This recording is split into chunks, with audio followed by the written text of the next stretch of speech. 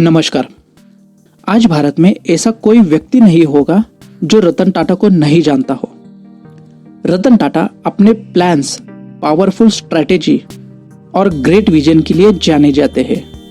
इसी के कारण भारत के ही नहीं बल्कि विश्व के लोग रतन टाटा को अपना आदर्श मानते हैं, उनसे प्यार करते हैं, रतन टाटा का सम्मान करते हैं।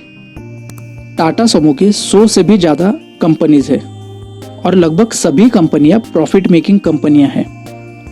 अगर रतन टाटा चाहते तो वो दुनिया के अमीर लोगों के लिस्ट में आराम से शामिल हो सकते थे, पर रतन टाटा की एक विशेषता है कि वो प्रॉफिट से ज्यादा अपने वैल्यूज, अपने सिद्धांत, इंटीग्रिटी, अपने कमिटमेंट को ज्यादा महत्व देते हैं।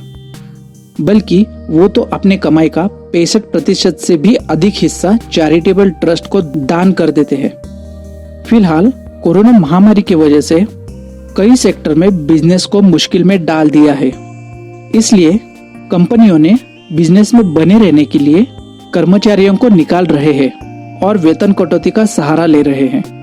रतन टाटा ने एक इंटरव्यू के दौरान कोरोना महामारी की वजह से हो रहे जॉब लॉस को लेकर अपने विचार व्यक्त किए। उन्होंने कहा कि कोरोना के मुश्किल दौर में लोगों के प्रति कंपनियों की जिम्मेदारी बनती है। जिन्होंने आपके लिए काम किया, आपने उन्हें ही छोड़ दिया। रतन टाटा ने महामारी के चलते प्रवासी और दिहाड़ी मजदूरों की स्थिति के बारे में कहा कि कमाई का कोई सोर्स नहीं होने के कारण लॉकडाउन के दौरान प्रचंड गर्मी में बिना किसी साधन के उन्होंने घर वापसी की। देश की सबसे बड़ी श्रम शक्ति को घर भेजने की व्यवस्था भी नहीं की गई। उनके रहने की, उनके खाने की कोई व्यवस्था नहीं की गई। ऐसा करने वाले आप कौन होते हैं? मुझे उम्मीद है कि हम इस तरह के हालात फिर से नहीं देखेंगे।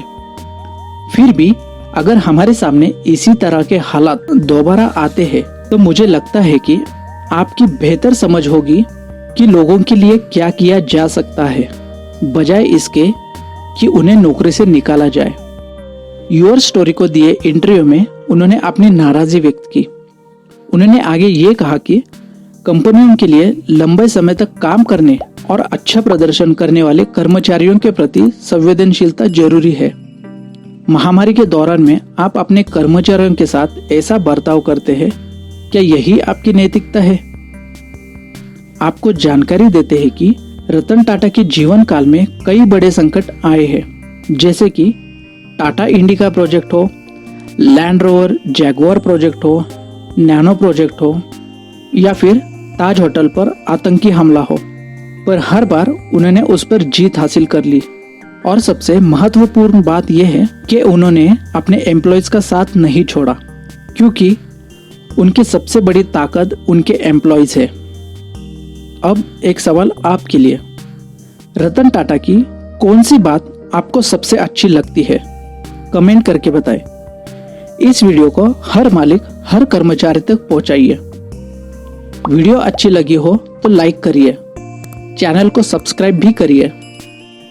फिर मिलेंगे ऐसे ही किसी न्यूज अपडेट में। तब तक सावधान रहे, सतर्क रहे, सुरक्षित रहे। जय हिंद।